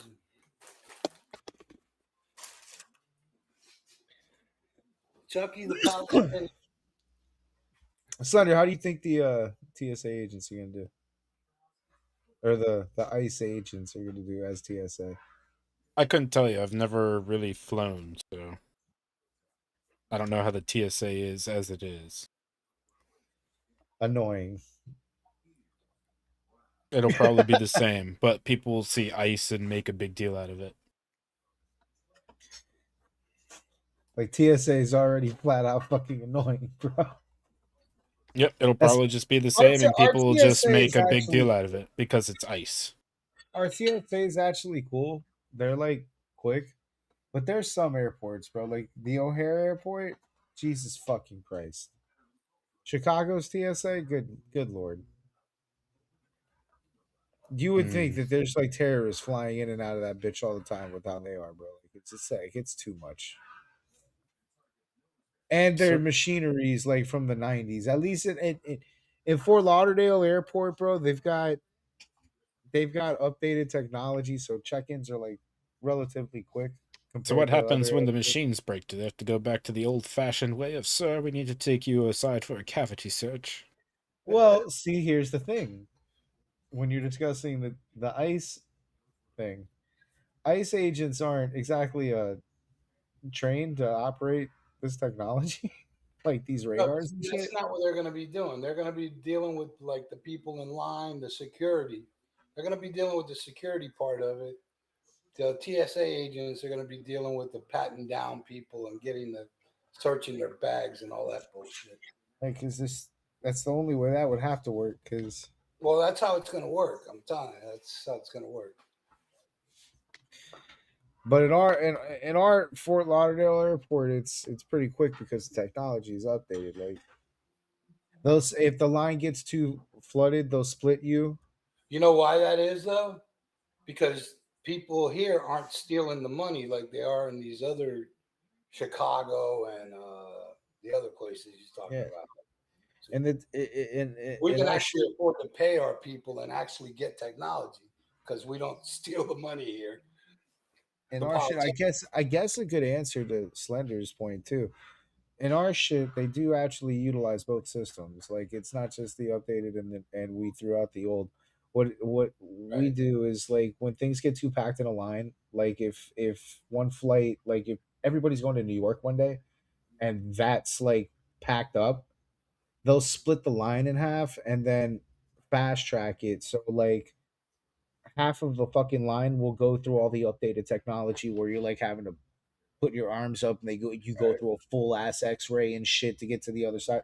The other half will get the regular pat down TSA style that they've been doing since the 80s. But like our shit's efficient. When you go to like Chicago or some other fucking places out here, it's not. It's fucking When they give you a whole pat down, they give you they are obligated to give you a happy ending as well, right? the happy. You know what the happy ending is? You didn't get your flight delayed. Go. That's the happy ending. You made it to your flight. You made it to your gate in time, and you made it there with your shampoo. Sometimes. Yeah, that's the happy ending. Oh shit! This was out of order, but let's go to it anyway because I know Pops is probably gonna have a opinion on it. I meant to do this before we went to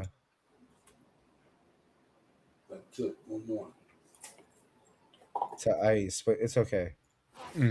Wanted to share this breaking news here with you as top counterterrorism official Joe Kent has resigned We're learning this within the past hour here. Joe Kent, the director of the National Counterterrorism Center, announced his resignation today, saying he cannot in good conscience back the Trump administration's war in Iran. Kent shared in a social media post saying Iran, quote, pose no imminent threat to our nation, and it is clear that we started this war due to pressure from Israel and its powerful American lobby. There was no immediate comment from the White House. We do have his full statement here that I wanted to share with you, and I am going to ask my producer to get up on the screen. There it is. It says, President Trump, after much reflection, I've decided to resign from my position as director of the National Counterterrorism Center effective today. I cannot in good conscience support the ongoing war in Iran. Iran posed no imminent threat to our nation, and it is clear that we started this war due to pressure from Israel and its powerful American lobby. I support the values and the foreign policies that you campaigned on in 2016, 2020, 2024, which you enacted in your first term. Until June of 2025, you understood that the wars in the Middle East were a trap that robbed America of the precious lives of our patriots and depleted the wealth and prosperity of our nation. In your first administration, you understood better than any modern president how to decisively apply military power without getting us drawn into never-ending wars. He goes on to say, early in this administration, high-ranking Israeli officials and influential members of the American media deployed a misinformation campaign that wholly undermined your America First platform and sowed pro-war sentiments to encourage a war with Iran.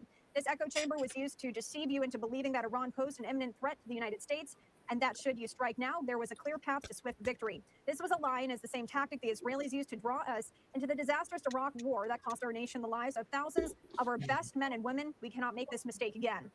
As a veteran who deployed to combat 11 times, and as a Gold Star husband who lost my beloved wife Shannon, in a war manufactured by Israel, I cannot support sending the next generation off to fight and die in a war that serves no benefit to the American people nor justifies the cost of American lives. I pray that you will reflect upon what we are doing in Iran and who we are doing it for. The time for bold action is now. You can reverse course and chart a new path for our nation, or you can allow us to slip further toward decline and chaos. You hold the cards. It was an honor to serve in your administration and to serve our great nation. So that was that post there shared to social media. And I just also wanted to share with you here that Kent is a former political candidate, and he was confirmed to his post last July on a 52-44 vote. As head of the National Counterterrorism Center, he was in charge of an agency tasked with analyzing and detecting terrorist threats. Before entering President Trump's administration, Kent ran 2 unsuccessful campaigns for Congress in Washington state. He also served in the military, seeing 11 deployments as a Green Beret, followed by work at the CIA. So we wanted to bring that breaking news to you here on Live Now from Fox. Yeah, funny. 2 unsuccessful runs before Trump helps him get a high position that he gets, right? Now, let me, do you still have, I know I sent you at least one of the tweets, one of the posts that he's made, but have you seen his other posts? Because Joe has made plenty. Yeah, Joe has made plenty of posts about Iran over the years. But his tune suddenly changed the past year. Not only that, he's under investigation, and he was under investigation before he quit. Exactly. So, like, there's a lot going on with that guy. That guy, to me, I think he's like another puppet that got activated. That's what I feel about that. Well, he's been railing against Iran for years until, like, what, last year? He did. Asmongold had a pretty good like 20-minute video of like all the fucking receipts, but this guy has been like laying into Iran for and what did he do years. right away after he quit? He went on the Tucker Carlson show. Yep. There were podcasts with Tucker Carlson. Hey, I wonder what that was all about. Come on. Hold on, let me share the response and then we'll get more into that because I do want to talk about that. Today, he said he can't support your conflict with Iran. What's your reaction to that? And did you? Well, I read his statement. I always thought he was a nice guy, but I always thought he was weak on security, very weak on security. I didn't know him well, but I thought he seemed like a pretty nice guy. But when I read his statement, I realized that it's a good thing that he's out because he said that Iran was not a threat. Iran was a threat. Every country realized what a threat Iran was. The question is whether or not they wanted to do something about it. And many people, many of the greatest military scholars are saying for years that president should have taken out Iran because they wanted a nuclear weapon. They were, if we didn't do the attack, or if I'll go a step further, if I didn't terminate the Iran nuclear deal given to us, one of the worst deals ever made by Barack Hussein Obama. Remember when they sent Boeing 757s over there, loaded with cash, hundreds of millions of dollars? You would have been very happy. This was a wonderful, they said hundreds of millions. People forget that. Does anybody remember? Right? You remember hundreds of millions of dollars in a Boeing 757. I think they had two of them loaded. They took the seats out and they put cash. And it was so much that there wasn't a bank in Virginia, Maryland, or D.C. that had any money left. They stripped them of all their money, put it into place, sent it to Iran almost as ransom. That's not going to happen with Trump. And nobody ever did anything about it. Nobody ever said anything. Can you imagine if I did that? So they've been a threat for a long time, but they've really been a threat. If I didn't terminate Obama's horrible deal that he made, the Iran nuclear deal, you would have had a nuclear war 4 years ago. You would have had nuclear holocaust, and you would have had it again if we didn't bomb the site. So when somebody is working with us that says they didn't think Iran was a threat, we don't want those people because, and there are some people, I guess I would say that, but they're not smart people or they're not savvy people. Iran was a tremendous threat. So, hold on. I want to bring this up while we're talking about it because this guy like flipped hard. And there was, I mean, if anything doesn't say that Iran is just a general threat to the world, the people should just look to the fact how they are willing to missile their own allies to try to force them into the war. now Asman did the work for me, so I could just search through the video to get the screenshots of the shit that Joe Kent said over the years. But Pops, check it out. This is Kent 21. Gaza Strip controlled by Hamas. This a terrorist organization that calls for the death of all Jews. Anyone that says Israel is a terrorist state is out of touch with reality. This is the guy. This is the guy that bailed. All right. I'm totally aware of his past sentiments. I've done a little research there. Biden criticized Israel when they were under attack. I stand firmly with Israel against Hamas, Hezbollah, and Iranian. Like, I wonder how much they paid him. That's all I can say. honest to God, truth, I kind of see it as like a weak. At first, when I first saw it, I was like, "Damn," but then like it's one thing to question views that you've held for the longest time and be like, is this actually the right way to view things and everything? But to do a complete 180 that quickly as he did? yeah, No. that signifies something else, bro. Right. That signifies external influence. And anybody that can have their opinion swayed that easily, that quickly, that drastically, probably shouldn't be working in the government anyway. No, that's exactly what Trump said. Because like good government systems have to have people with sound resolutions. Like you can't be that wish-washy, bro. We finally do something about it, and now it's like, ah, fuck, I didn't mean like that. It's the same as Marjorie Taylor Greene. Iran's an enemy, but not like that. Not like that. No. We need to do something about Iran. Wait, not that thing. That's that nah. And the other things that we were doing weren't really doing anything. So it's like, what, you know? This okay. One last funny thing before we get to the ultimate main event. All right. What the hell's the main event, bro? Oh man. Breaking news here on Live Now from Fox. We just got this confirmed according to the Associated Press. You may recognize this face here. This is Robert Mueller III. He is now dead at the age of 81. And so this information just coming into our newsroom a short time ago. Robert Mueller III, though, was the FBI director who transformed the nation's premier law enforcement agency into a terrorism fighting force. This came after the September 11th, 2001 attacks. He later became a special counsel in charge of investigating ties between Russia and President Trump's presidential campaign. He has now died at the age of 81. His family has released a statement saying this: With deep sadness, we are sharing the news that Bob passed away. His family now asks that their privacy be respected. At the FBI, Mueller set out almost immediately, overhauling the Bureau's mission to meet the law enforcement needs of the 21st century, beginning his 12-year tenure just 1 week before the September 11th attacks. He ended up This, by the way, isn't the funny part. serving across several presidents of both political parties. He was nominated by Republican President George W. Bush.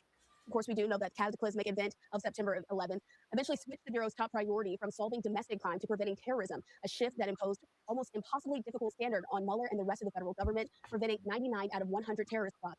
Saying that wasn't good enough. Later, though, he did act as the special counsel in the Justice Department investigation into whether the Trump campaign illegally coordinated with Russia to sway the outcome of the 2016 presidential race.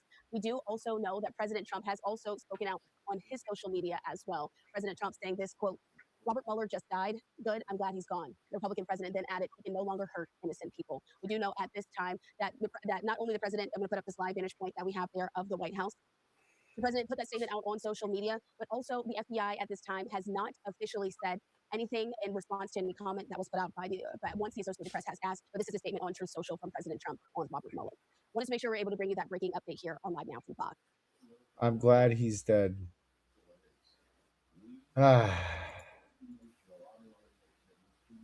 You know, there was this like morality lead that was garnered when Charlie Kirk got shot, and it's waned. All right, we had that director die, and then Trump danced on his grave, and now Robert Mueller died, and he's dancing on that grave. Like, What director? Well, I think we're making a conflation here of how he's not outright celebrating dancing on people's graves, but he is being very bad taste with it, just like the previous time. Yeah. Whereas we've seen how people act when they are celebrating and dancing on graves. I'm just saying, dude. It's no one will disagree. Well, most people won't disagree that it's completely bad taste. You shouldn't be saying things like this. And most people that are in the I don't know if it's specifically what to call the right-wing camp, the MAGA camp, but the majority of people on that side will give the sentiment of, it's not right to be saying these things. But then, there are a lot of them that will also give the president a pass for it, but will still be like, look, you shouldn't be doing this.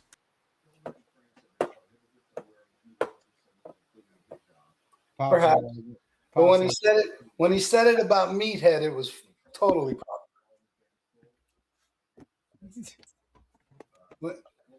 Getting water on. When he said it about Meathead, what's that actor's name? The guy from Archie? This main event. Say again, sorry. What was the guy's name from Archie Bunker? Meathead. What was his name? The director, the Hollywood director. Fucking. I forget his name, bro. I don't know why.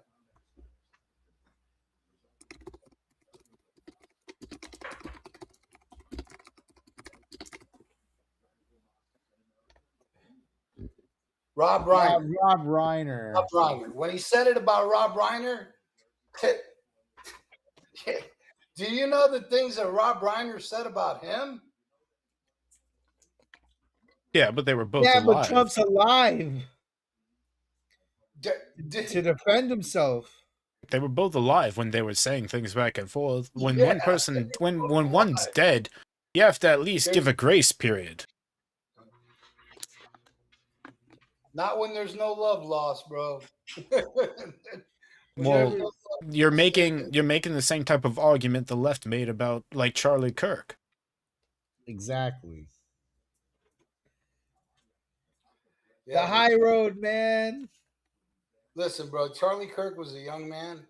You're not making trying to conflate the age differences and things like that doesn't make a difference to the fact that you're making fun of somebody's recent death. Well, he wasn't making fun of it. He was just saying that he can't hurt anybody else. He wasn't making fun. didn't say like, haha, I'm glad he's dead. He was glad he's he did. He said He was did. glad he was dead. Look at his Truth Social post. It says, I'm glad he's dead. Good, I'm glad he's dead. No, he said, I'm glad he's dead, but he didn't like laugh about it. You know what I'm saying? He just said that, and he said right afterwards, he can't hurt anybody else because he was hurting people. That's what he said. But yeah, okay, it was a little bit poor taste. I get it. We got to take the high road, bro. This is the problem with our politics these days, bro. Like that, no one takes the high road,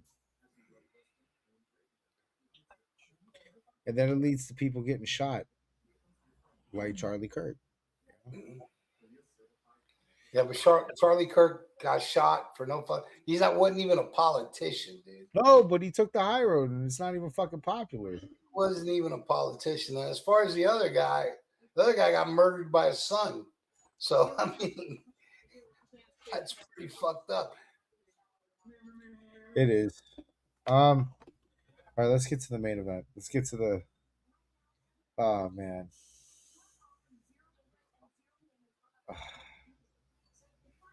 This is by far the funniest thing that has ever happened in law. I don't know, like you actually haven't heard of this case. I know, like you probably heard like the story of or like the story on the news, but not. We're gonna go into it. Afroman has won a defamation case brought against him by a group of sheriff's deputies. If you're not familiar with this story, buckle up. 4 years ago, deputies raided Afroman's home. They had a search warrant related to possession. Aquaman, as well as kidnapping. Afroman. Well, the rapper was never charged, and in response, he made multiple music videos using his home security footage of the raid. The deputies tried to sue him for close to $4 million, claiming the rapper used their likeness without their permission and defamed them on social media. I didn't go down here and sue the police department. I fixed up the damages they made, and I sung songs about them to raise money to do it. They were unapologetic. In the end, the jury sided with Afroman. The rapper's best known, by the way, for his 2000s hit, Because I Got High. So always let the testimony you're about to give show me the truth, the whole truth, and nothing but the truth as is. This is patriotic. Yes. Thank you, sir. Welcome to Watch Mojo, and today we're breaking down the Oh, strangest. Afroman's the definition of patriotic. This is one of those stories that sounds invented in a writer's room, except it very much happened. Before we get into it, a quick refresher. Afroman, born Joseph Foreman, is the irreverent rapper best known for the early 2000s hit, Because I Got High. My room is still messed up, and I know why. Why, man? Yeah, 'cause I got high.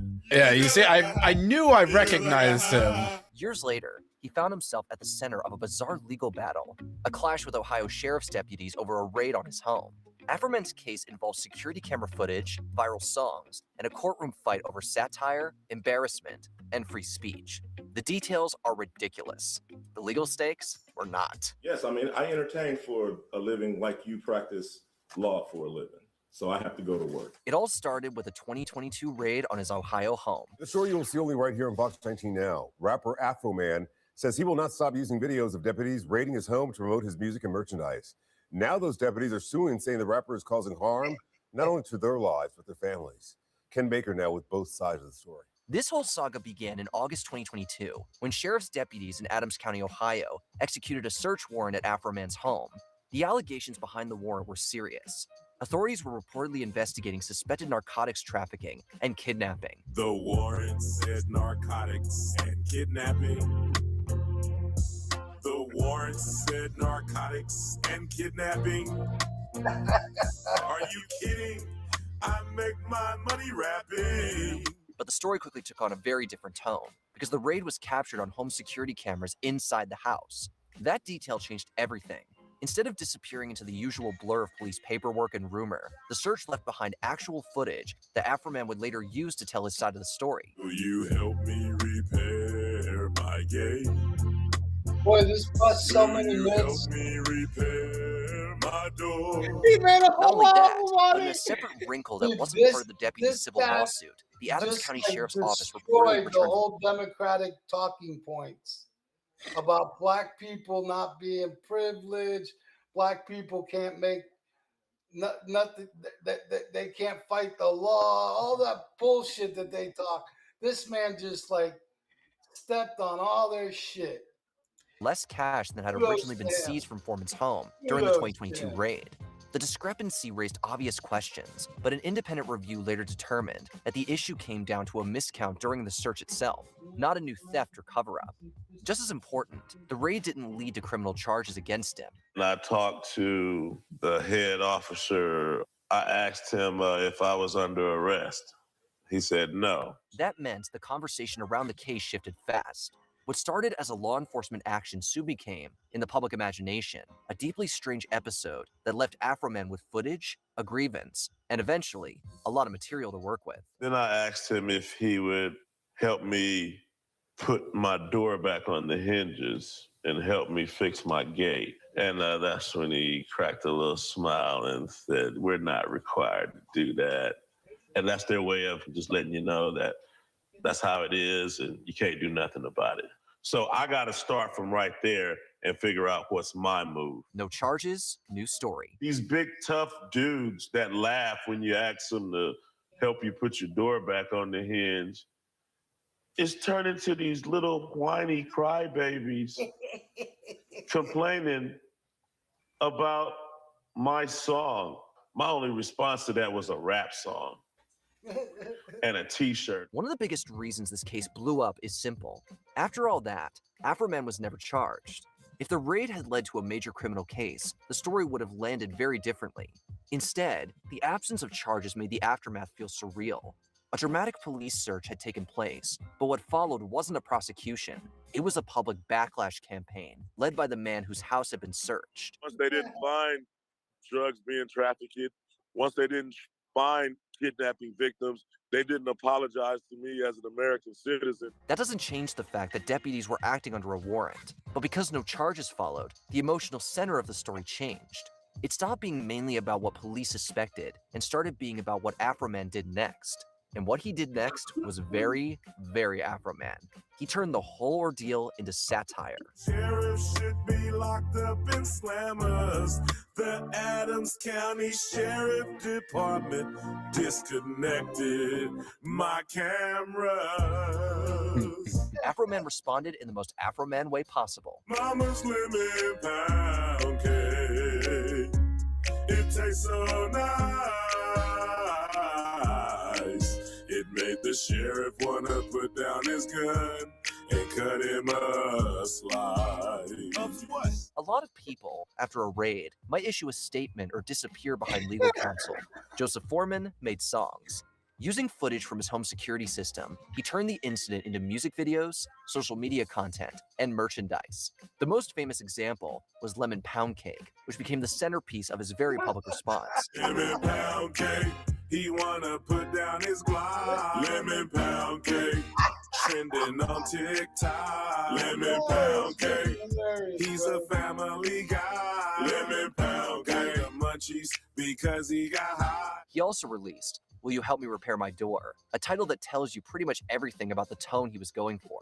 This is where the whole saga went from unusual to unforgettable. Adams County Sheriff, he's hungry and he's big as hell.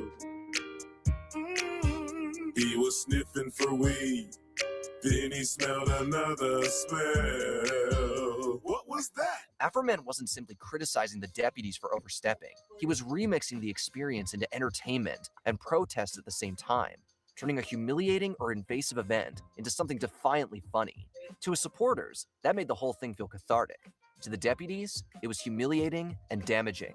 Either way, once the footage started circulating through songs and videos, this stopped being a local story and became something much bigger. Lisa, I'm sorry. I didn't know that hurt you like that.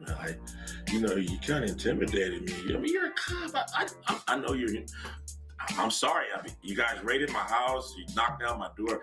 I was upset. I would never shoot you, or I would never try to punch you. I thought I'd crack some musical jokes. The 7 deputies sued him for millions. I made jokes out of what they did, and they're suing me for humiliation. You know, that's what I feel every day, and that's what I felt when they kicked down my door and didn't want to offer to help me out, you know. The conflict escalated when 7 Adams County Sheriff's deputies filed a civil lawsuit against Afro Man. Their claims included defamation and intentional infliction of emotional distress, along with related allegations tied to how he used their likenesses in songs, videos, social posts, and merchandise. I'm a cop, I'm not a thief, and I sure don't have penis.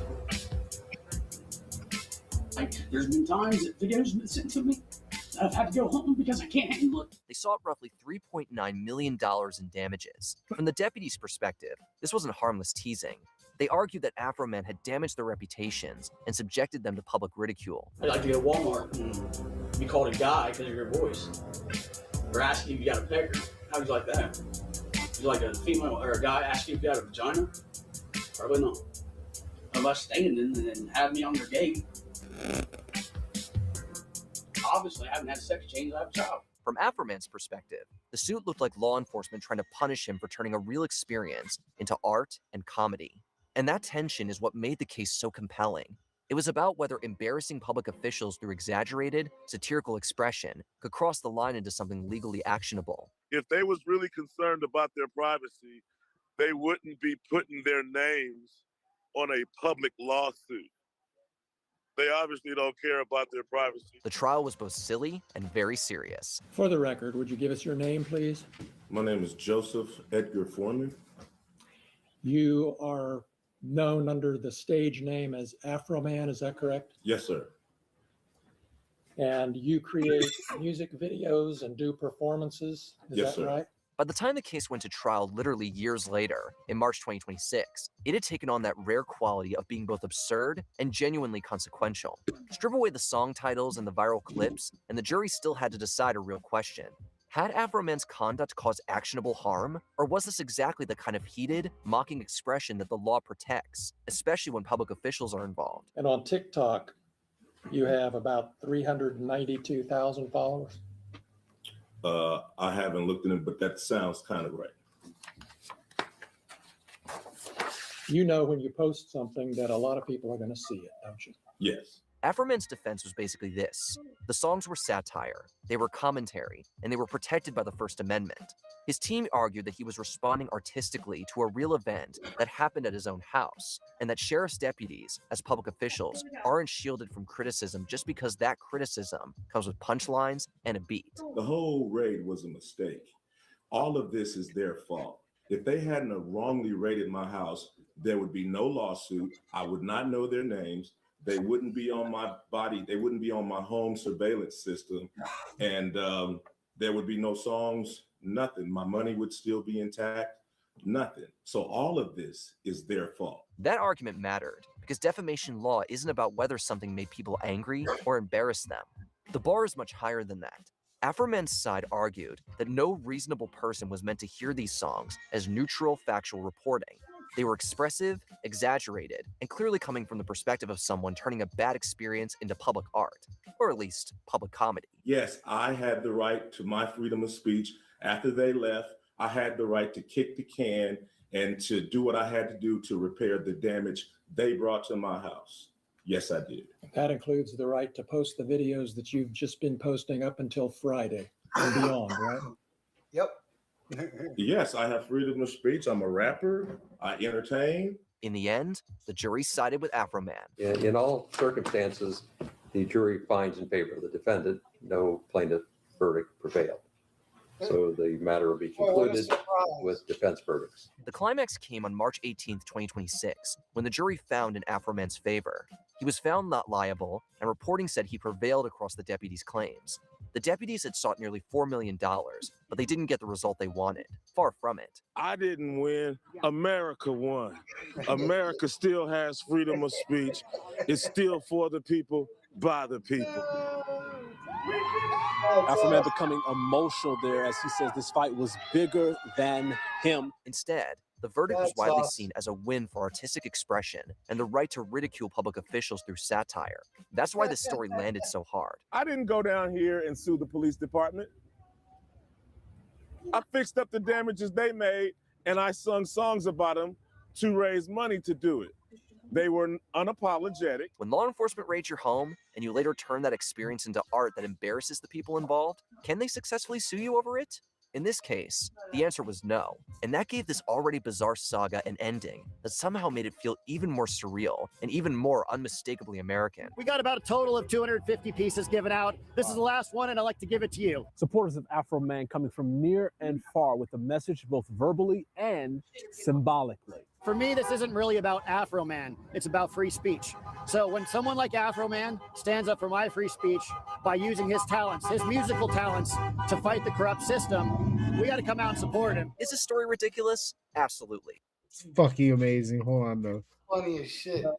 You're claiming that is the defamation statement is that he said he had sex with your wife. Because listen, the trial itself is hilarious. I bet. I bet. You're in a false light. I tell you what, whenever the left gives you them talking points, just bring up Afro Man. That's it. That's all you got to do. Bring up Afro Man. That's not true. In my life. I'll get to that. We have to go through false light first. So does it paint you in a false light? Yes, that my wife is cheating on me with Mr. Foreman. But we all know that's not true, correct? I don't know. Yeah, this stuff is great. Look, I have to get going, fellas, because it is time. I do have to get going. I'll see you later. My Yes, man you said enjoy the rest of the podcast. I will see you all next time. Alright. My man said there is a 0% chance.